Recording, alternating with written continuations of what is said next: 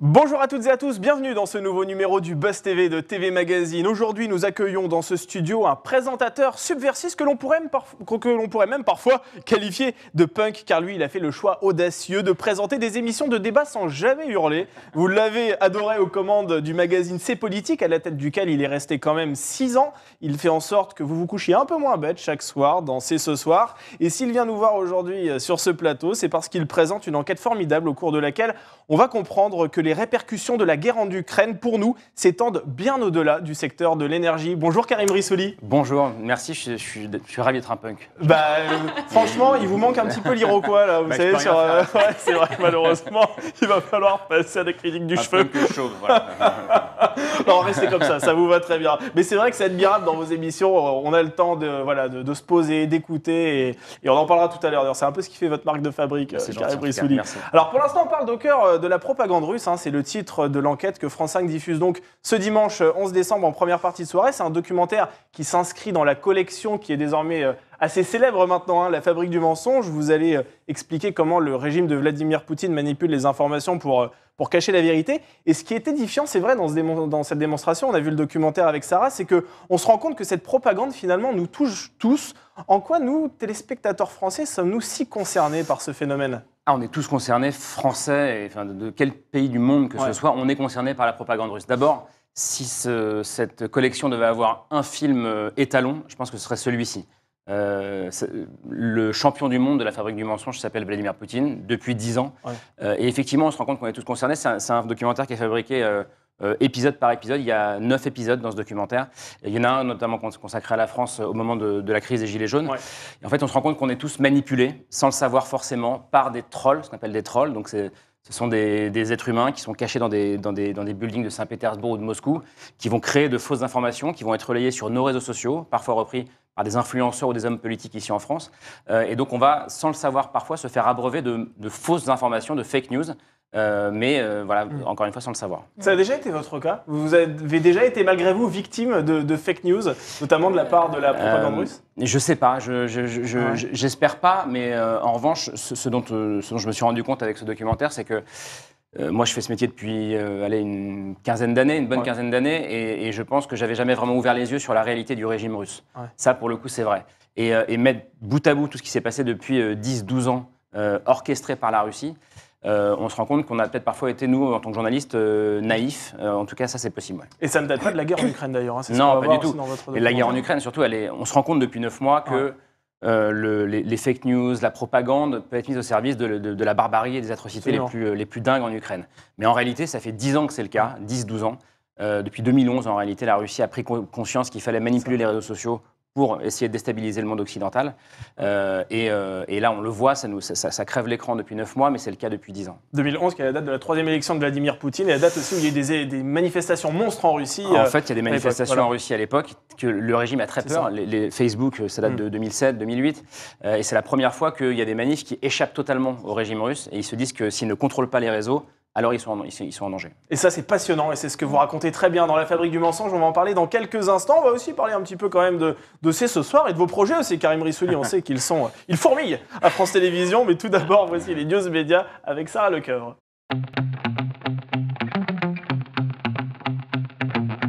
Salut Sarah. Bonjour Damien, bonjour Karim. Bonjour. Allez, Sarah, on commence ces infos médias avec une triste nouvelle, la disparition d'une figure du petit écran. Oui, la nouvelle a été annoncée hier par Yves Bigot, le patron de TV5 Monde. Le producteur de télévision Franck Sora s'est éteint dans la nuit du 7 au 8 décembre des suites d'un arrêt cardiaque dans un hôpital parisien. Il était âgé de 55 ans. Alors après avoir travaillé avec Arthur et Stéphane Courbit, Franck Sora avait créé sa société de production Carson Prod avec Jean-Luc Delarue. C'était en 2001. Il était très proche de l'animateur. Plus de 1000 heures de programme et plus de 150 primes ont été créés dans son bureau. On lui doit ainsi Star à domicile sur TF1, plusieurs fêtes de la musique sur France 2, les victoires de la musique et plus récemment Génération Hit Machine sur W9. Alors Karim, vous êtes assez loin de Génération Hit Machine avec vos émissions, mais malgré tout, non, mais j'ai été jeune un peu quand même. Ah oui, vous avez regardé quand même, vous avez été bercé par ces émissions. On peut faire C'est ce soir, c'est politique, à regarder plein d'émissions de divertississement. Non, je le connaissais pas, mais j'ai vu les répercussions hier, mon producteur Renaud Levanti notamment, qui le connaissait, et qui était très triste, et je sais qu'il va laisser un grand vide en tout cas à la télévision. Vous regardez des émissions de divertissement, je note cette information là quand même, ça veut dire que... Moi j'adore, j'ai passé 6 semaines devant la Star Academy. Vous regardez Star Academy? Il y avait même un abonnement MyTF1 Max. Ah, le live, le flux? J'ai du boulot aussi, j'ai du boulot, des enfants, voilà. Non, j'adore la Star Academy, j'adore The Voice. Bon, après, je cite que TF1 et je m'en excuse auprès de France Télé. Mais non, j'aime beaucoup le divertissement, bien sûr. Ouais. Oui, vous regardez aussi de temps en temps peut-être, allez, tout le monde veut prendre sa place pour faire plaisir à France 2. Bien sûr. N'est-ce pas? Allez, on poursuit ces informations médias avec Claire Chazal, tiens, qui est un petit peu fâchée, paraît-il. Eh oui, fâchée par l'arrêt de son émission Passage des Arts qui a été annoncée hier dans la presse. Elle dit que c'est brutal et c'est un grand sentiment d'injustice. Je n'ai absolument pas vu le coup venir, c'est ce qu'elle dit à nos confrères de Télérama. J'ai défendu la qualité de l'émission, son contenu, la variété de sa programmation, mais ce n'était pas négociable, c'est ce qu'elle a ajouté. Alors pour le groupe public, les audiences étaient trop faibles, entre 200 et 400 000 pour le record. La case devrait être reprise par Pierre Lescure qui préparait une émission consacrée au cinéma. C'est sûr qu'une émission qui s'arrête, c'est toujours triste. Est-ce que, en tant que présentateur, Karim Rissouli, on se sent toujours sur un siège éjectable? Est-ce que chaque jour, vous devez refaire vos preuves pour justement montrer que vous avez votre place à la télévision? Sur le service public, on est moins soumis à la dictature de l'audience. C'est vrai. Ça, c'est vrai. Donc, je ne me dis pas tous les matins, en regardant les audiences, que je peux me faire virer la semaine d'après. Mais oui, c'est vrai qu'il y a une pression permanente. Encore plus sur France 2, Claire Chazal, elle est sur France 2. C'était tous les dimanches soirs. Donc sur France 5, on est un peu protégé, plus protégé en tout cas de ce point de vue-là. Mais oui, on est toujours un peu sur un fil. Et après, Claire Chazal, je pense que rien n'est terminé. Elle a encore, je crois, une émission avec... Elle a le grand échiquier de temps en temps sur France 3. Et puis j'espère que les discussions seront fructueuses pour elle. Mais c'est toujours, c'est toujours violent de toute façon et brutal, comme elle le dit. Ouais. Allez, on termine avec le chiffre du jour, c'est le chiffre 3. Oui, 3, c'est le nombre d'épisodes qui composent le documentaire événement de Netflix sur Harry et Meghan. Il a été diffusé dès hier à 9h pétante. Alors le couple qui vit aux États-Unis depuis le fameux épisode du Mexit, il témoigne pour établir sa vérité et en se plaignant sur son sort, 3 heures de pleurnicherie, ça c'est ce que disent nos confrères du Point.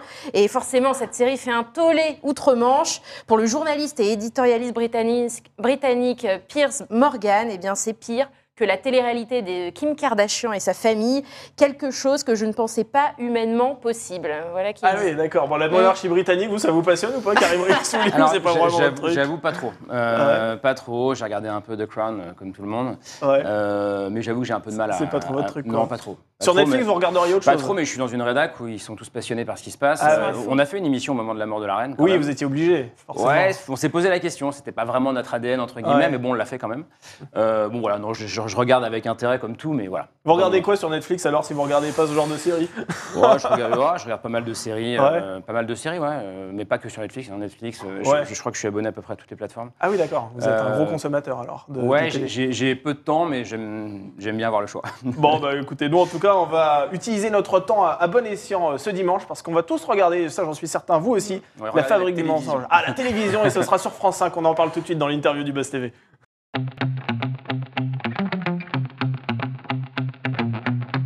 France 5 donc diffuse une grande enquête dans le cadre de la collection La Fabrique du mensonge. Ça s'appelle Au cœur de la propagande russe et vous décryptez donc la façon dont le régime de Vladimir Poutine manipule les informations d'une certaine manière pour travestir la réalité. C'est un phénomène qui est, c'est vrai, aujourd'hui on le sait, de notoriété publique depuis de nombreuses années et qui a été d'ailleurs qui a fait l'objet de nombreuses enquêtes. Qu'est-ce qu'on va apprendre de plus dans votre documentaire de ce dimanche soir? Alors, moi, j'ai appris des choses. Ce documentaire il a été réalisé par Elsa Guiol, qui travaille pour La Fabrique du mensonge depuis le début. Par exemple, moi, j'ai appris qu'en 2017, vous vous souvenez des manifestations en Catalogne. En 2017, donc, il y avait les indépendantistes contre ceux qui voulaient rester sous le régime de Madrid. Oui.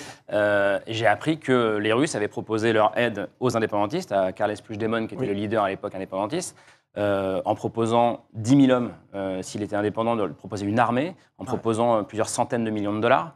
Donc ça, c'était la partie politique qu'on révèle dans cette enquête. Et puis, on apprend aussi comment, ce qu'on appelle des bots, alors ce sont des trolls mais non humains, ce sont des machines. C'est des robots, en fait. Des robots, en fait, ce sont des robots qui fabriquent du contenu, des fausses informations qui sont mises sur les réseaux sociaux espagnols à l'époque ou catalans, et qui vont parfois être vues 100 à 150 millions de fois et qui vont créer la confusion, créer le conflit. Et c'est ça qu'on voit, c'est que depuis 10 ans, que ce soit en France, aux États-Unis, en Afrique, en Syrie ou ailleurs, aux États-Unis bien sûr au moment de la campagne de Trump, les Russes, sous l'impulsion du Kremlin et de Vladimir Poutine, essayent de se servir de n'importe lequel de nos points, de nos failles en réalité, pour venir diviser la société occidentale. Et c'est un vrai projet politique qui est décrypté. Et je trouve que c'est quand on prend du recul, quand on voit ces 10 années, donc on commence en 2011 et on s'arrête en 2022 avec l'Ukraine, on se rend compte à quel point on a tous et toutes été naïfs et on a fermé les yeux sur ce qui se passait. Alors vous revenez sur plusieurs fake news dans ce documentaire. Pendant la guerre en Ukraine, il y a d'abord eu le massacre de Boutcha, que la Russie a qualifié de mise en scène, et puis évidemment le terrible épisode avec le bombardement de la maternité à Mariupol. Alors là encore, le Kremlin ment en disant que c'était un repère de militaires ukrainiens. C'est quoi en fait? C'est plus c'est gros, plus ça passe C'est surtout, le but du Kremlin, c'est de créer la confusion. Donc ils ne vont pas juste vous dire voilà ce qui s'est passé à tel endroit. Ils vont diffuser 3 informations différentes, par exemple. Ils vont dire, voilà, c'était des militaires ukrainiens. Ils vont dire à côté, les femmes étaient des comédiennes, des actrices. Et puis, ils peuvent même créer une autre information qui va aller à l'encontre des 2 premières. L'important, c'est la confusion. C'est qu'on ne sache plus quelle est la vérité. Ce qui était important pour nous, c'est d'aller retrouver ces femmes-là. Donc, on est allé retrouver une femme qu'on appelle Anastasia dans ce documentaire. Qui était l'une des femmes qui a été prise en photo et qui avait été accusée d'être une actrice par la Russie. Mais cet argumentaire avait été repris par Ségolène Royal, par exemple, ici en France. Donc on voit bien le système. Il y a la création de fausses informations qui sont poussées sur les réseaux et qui après peuvent être relayées par parfois de bonne foi. Je ne dis même pas que Ségolène Royal a été payée par la Russie. Personne ne dit ça. En revanche, elle a été atteinte, entre guillemets, par cette fake news. Et elle en a parlé sur une chaîne d'information en continu française.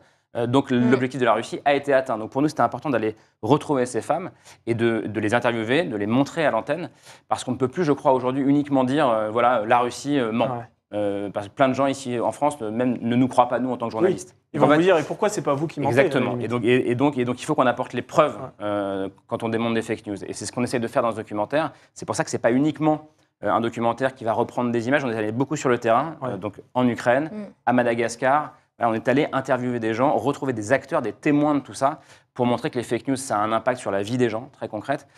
Et la meilleure manière pour nous d'être crus par celles et ceux qui nous regardent, c'est d'aller apporter les preuves des mensonges russes, et c'est ce qu'on fait dans ce documentaire. Mais alors, comment on fait pour combattre ça? Parce qu'on comprend bien aussi dans votre documentaire qu'ils utilisent effectivement des fermatrolls, des bots. Enfin, c'est très compliqué de contrer cette espèce de propagande sur les réseaux sociaux. C'est très compliqué parce que pour la Russie, tous les coups sont permis. La Russie ne prétend pas être une démocratie exemplaire et qui défendent les mêmes valeurs que nous.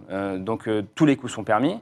Il y a cet homme qui est le patron de la milice Wagner, Evgeny Prigojine, qui est le patron de ces fermatrolls.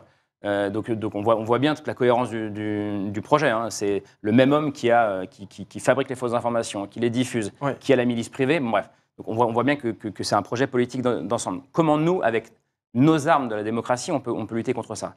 Franchement, on n'a pas trouvé la réponse aujourd'hui. Il y a un plateau de débat après le documentaire. Donc, du coup, on ouvre le débat autour de cette question-là. Comment lutter avec les armes de la démocratie? Comment, sans renier nos valeurs, peut-on lutter contre ça? On n'a pas encore la solution. Il y a quelques bribes quand même.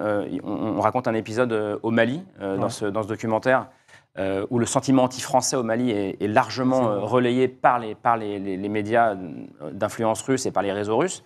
Pour la première fois, l'armée française, qui était accusée d'avoir organisé un massacre là-bas, ce qui était faux. En fait, ce sont des hommes de Wagner, visiblement, qui l'ont fait. Pour la première fois, l'armée française a déclassifié très rapidement des documents militaires pour les diffuser, contrer la propagande russe. Et on se rend compte aujourd'hui que quand on regarde Charnier, sur cet épisode-là, c'est la version française qui arrive en premier. Mais malgré tout, c'est toujours un débat aussi permanent sur les réseaux sociaux. Alors c'est vrai que dans ce documentaire, on a noté avec Sarah un petit bémol, c'est sur la partie que vous abordez sur RT France. Alors on rappelle que RT France, c'est cette chaîne d'info qui est financée par le Kremlin, qui d'ailleurs a été interdite de diffusion par l'Union européenne à la suite de l'invasion en Ukraine. Et vous expliquez que pendant la crise des Gilets jaunes, ce média a tenté de déstabiliser d'une certaine manière la démocratie française en offrant de longues heures aux Gilets jaunes. Mais c'est vrai que BFM TV, CNews et même C8 d'ailleurs ont également tendu leur micro aux Gilets jaunes. C'est politique. Je présentais ces politiques à l'époque. Je suis dans une boîte de production où le média Brut est également, et Brut a aussi diffusé de longues heures de ce qui se passait. Non, il faut voir ça dans le projet de cohérence d'ensemble de la Russie. Ce qui est vrai, c'est qu'à l'époque, RT et Sputnik, les deux médias russes, ont diffusé des heures et des heures de contenu qui pouvaient permettre de cliver la société française. Je veux dire, c'est que quand BFM TV, Brut, même CNews le fait, je ne les soupçonne pas de vouloir provoquer une guerre civile ici en France. Quand la Russie le fait, après avoir fait la même chose aux États-Unis, en Angleterre, en Catalogne, etc., là, je vois davantage un projet d'ensemble. C'est juste ça la différence. C'est la titraille, c'est la manière d'interroger les gens. C'est la manière de montrer uniquement les moments d'affrontement, de violence, et pas les revendications des Gilets jaunes, par exemple. C'est-à-dire que dans ces politiques, quand nous on parlait des Gilets jaunes, on recevait des Gilets jaunes dans le plateau, on parlait de la difficulté de la fin du mois, on parlait de leurs revendications démocratiques, du référendum d'initiative populaire, etc. Et puis on parlait aussi des débordements, mais aussi, pas uniquement. Sur RT, vous voyez uniquement les Champs-Élysées en feu. C'est vrai que vous avez fait ça, vous avez fait un vrai travail de fond dans vos émissions, parce qu'on était les spectateurs et on l'a vu. Force est de reconnaître aussi que sur BFM TV, il y a beaucoup d'images de violence, et sur les autres chaînes d'information en continu aussi. On ne peut pas leur enlever ça. C'est-à-dire que pour des raisons d'audience... Par exemple, vous parliez de C8. Cyril Hanouna, à l'époque, a été l'un des seuls avec nous, je crois, à recevoir autant de Gilets jaunes et à parler du fond de leur revendication. C'est vrai. Ça a même été l'un des premiers. Ouais, avec nous, quand même, je le précise. C'est vrai. On a fait dans ces politiques, désolé, un premier reportage sur les Gilets jaunes 15 jours avant le premier week-end. Ouais. Donc on les avait même vus monter. Donc vous étiez peut-être même avant Cyril Hanouna. On les avait vus monter. Non, mais je veux dire, c'est que je pense que aucun des médias français n'a fait ce qu'a fait RT et Sputnik. Et alors, après la propagande russe, sur quel sujet portera le prochain numéro ? Alors, on est en train d'y travailler. Ça va peut-être vous surprendre, mais on va être autour de l'affaire Johnny Depp Amber Heard. Ah ouais ? Ah ouais, vous faites dans le people, là, ça y est. On fait dans le people, bah ouais, on cherche de l'audience, hein, bien sûr. Non, parce que là encore, vous verrez, alors l'enquête est en cours, que les réseaux sociaux ont eu un impact très très important. Sur le procès, alors ? D'accord. Sur le procès. Ça va être passionnant, effectivement, on a hâte de découvrir ça. Alors, c'est vrai que vous animez aussi, c'est ce soir, on l'a dit tout à l'heure en introduction, ça c'est chaque jour, donc du lundi au jeudi, c'est à peu près vers 22h30, hein, c'est ça sur, alors, sur c'est en fonction de la durée du prime, mais en tout cas c'est en deuxième partie de soirée. C'est ça. Allez, on va dire vers 22h45, comme ça 22h45. On est sûr de tomber dessus. Quoi. Bon, disons qu'on peut être à 22h30 et puis au pire on attend un petit peu. Quoi, on peut être à 22h. Ouais, exactement. Alors vous êtes entouré, c'est vrai, vous, de journalistes, d'experts, de sociologues. En quoi cette émission se distingue-t-elle des autres programmes que l'on peut voir par exemple sur des chaînes d'information en continu ? Vous disiez qu'on était des punks, je prends. C'est vrai, c'est vrai, vous êtes des punks. Parce qu'on a voulu essayer de recréer une émission de débat où le clash ne soit pas le cœur de l'émission. En tout cas, il y a parfois des antagonismes, il y a des gens qui arrivent avec des opinions tranchées, avec des convictions, mais mon objectif, vous le disiez gentiment au début en me présentant, c'est qu'on soit tous plus intelligents à la fin du débat qu'au début. Je veux dire, le côté juste pour-contre un peu stérile, ça ne m'intéresse pas. Ouais. Ce qui m'intéresse, c'est que si je vous invite tous les deux à débattre, à la fin, vous ayez pu chacun peut-être faire un pas vers l'autre. Peut-être pas changer d'avis, mais en tout cas, que vous ayez. Moi, ce que j'aime le plus sur ces plateaux-là, c'est quand je vois un de nos invités en train de changer d'avis en direct, de réfléchir, de dire ah ouais, j'avais pas pensé à ça. Voilà, je trouve que ce sont des émissions, c'est comme un grand dîner à 6-7 personnes avec des gens qui viennent de registres différents. Donc il y a des intellos, des politiques, des journalistes, parfois des artistes. Chacun vient avec son registre de parole pour essayer d'être de nourrir le débat. Quoi, voilà. Mais ça a été compliqué pour moi. Moi, au départ, j'ai fait un peu un refus d'obstacle. Quand on a lancé l'émission, France Télé voulait absolument une émission de débat, pour le coup. ce qu'on fait aujourd'hui. Moi, j'ai un peu résisté Ouais. parce que je pensais qu'on ne pouvait plus faire ce genre de débat à la télévision. J'avais peur qu'on soit trop phagocyté par l'envie permanente du clash, quoi. Et donc, je ne voulais pas faire ça. J'avais tort, parce que je pense qu'on a réussi à prouver qu'on pouvait faire du débat nuancé et apaisé à la télévision. On peut pas être avec vous en plateau alors avec Sarah, on n'arrête pas de s'engueuler en permanence, ça, c'est pas possible. Alors c'est vrai que le 6 décembre dernier, le Maroc s'est qualifié pour les quarts de finale de la Coupe du Monde de football au Qatar et on vous a vu dans une image qui a beaucoup circulé sur les réseaux sociaux, vous étiez absolument heureux, vous étiez vraiment... J'étais pas heureux, j'étais au paradis. Vous étiez au paradis, voilà, j'osais pas donner ce terme, mais voilà, vous l'avez fait pour moi. Vous étiez à l'antenne au moment du match, est-ce que c'était quelque part la plus grosse frustration de votre carrière, Karim Rissouli? Alors non, parce que pour vous dire ça, la vérité, c'est que je ne pouvais pas regarder. Ah oui. Non mais je ne pouvais Pourquoi pas, j'étais trop stressé. Ah ouais. J'ai regardé les 80 premières minutes et puis après, je suis arrivé en plateau. Ah oui. Donc l'image qu'on voit, c'est que je suis en répétition, donc je suis juste avant l'arrivée des invités. J'aurais pu aller en régie avec tout le monde regarder les tirs au but, mais je ne pouvais pas. Donc j'ai préféré faire ma répétition, concentré, et je suis tellement dingue et superstitieux quand on parle de foot que je me disais, si je vais regarder, ils vont perdre. Et vous allez passer surtout une sale émission après. C'est pour ça, vous alliez être de mauvaise humeur. Et donc du coup, effectivement, là, l'image qu'on voit, c'est mon producteur Renaud Lewankin qui m'appelle et qui me dit qui crie, voilà. Donc non, donc j'étais vraiment extrêmement heureux et donc là, on est vendredi. On est vendredi, Donc demain. demain j'ai la journée la plus dingue de ma vie de fan de foot. J'ai le Maroc à 16h, la France à 20h. Donc voilà. Et si le Maroc et la France se retrouvent en finale Non, ça va pas en finale, ça peut être en demi-finale. Donc en demi-finale. Demain à 22h, peut-être qu'on saura qu'il y a un France-Maroc. Là, vous soutenez qui ? Là, franchement, je ne choisis pas entre mon père et ma mère. Bah oui, parce que c'est ça en fait pour vous la vérité. Oui. C'est que votre maman ma mère est française et mon père est marocain. Moi, je suis les deux. Comment vous faites ? Évidemment, je suis français d'origine marocaine. Comment je fais ? J'ai rien à perdre en fait. Moi, je serai. Puis je vais vous dire, le Maroc, il suffit de voir. Je suis passé sur les champs en rentrant de l'émission justement le 6 décembre et bon voilà, les Marocains, ça y est, ils ont gagné leur Coupe du Monde. Oui, de toute façon, il n'y a plus rien à perdre. C'est pas grave, franchement. À la limite, ils peuvent la donner aux Français. Oui, et déjà, si le Maroc va en demi-finale, ce sera la première fois pour une équipe africaine de l'histoire. C'est vrai. Voilà. Donc non, franchement, France-Maroc, plus sérieux, je ne choisis pas et je serai ravi quoi qu'il arrive et triste quoi qu'il arrive. Donc voilà. Et puis en revanche, pour être plus sérieux, s'il y a un France-Maroc, j'espère surtout que ça se passera bien et qu'il n'y aura pas de récupération politique derrière. En vrai, je pense beaucoup à ça. Vous avez peur qu'il y ait une récupération politique derrière ? Oui, c'est le risque. Vous parlez de cette fameuse image, je suis super heureux que le Maroc soit qualifié, c'est juste une image toute naïve et simple. Bien sûr, une image de joie très pure. Que j'ai tweeté parce que j'étais très heureux et voilà. Et il y a des commentaires adorables évidemment, et puis il y a aussi des commentaires un peu racistes, un peu violents. Ah, vous en avez reçu ? Ouais, un peu violents, en mode si t'es si content que ça, pourquoi tu vas pas habiter au Maroc ? C'est pas vrai. Ah oui. Donc ce que je veux dire, c'est que ce climat il existe aussi aujourd'hui en France, que on voit bien qu'il peut y avoir une récupération politique derrière. Donc j'espère vraiment que ça se passera bien et que ça profitera pas aux mauvaises personnes. Ah ben on espère que vous montrerez encore une fois de plus votre joie parce qu'elle est communicative, cher Karim Rissouli, franchement. En tout cas, allez, nous on va terminer cette émission par notre dernière rubrique pour le meilleur et pour le pire. Alors pour le meilleur et pour le pire, on pose des questions plus en lien avec votre parcours. Déjà, question toute simple, quel est votre plus beau souvenir de carrière ? Waouh, mon plus beau souvenir de carrière, c'est pas la langue de bois, mais c'est ce que je fais en ce moment. Franchement, c'est ce soir, c'est l'émission dans laquelle je suis le plus heureux au monde.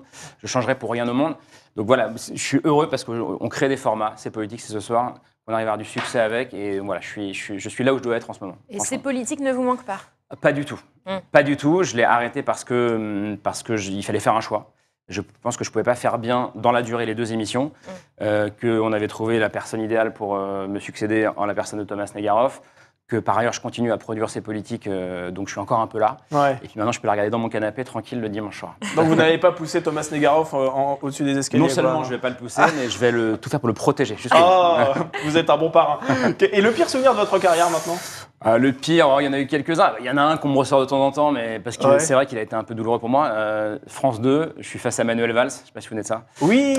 C'était dans Des paroles et des actes avec David Pujadas, et j'avais joué un peu au malin en voulant à la fin lui faire choisir entre un tweet gentil et un tweet méchant. Ah oui, absolument.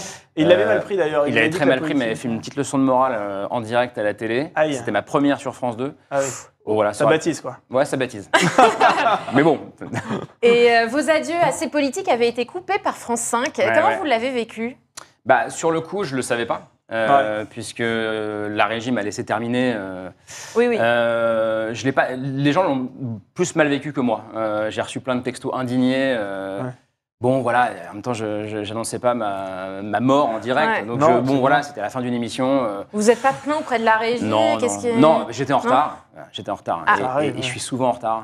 Donc, peut-être que la régie, parfois, se dit, bon, allez, on va lui en mettre une. On va pas vous jeter la pierre, nous. Non, mais en tout cas, c'était pas hyper élégant.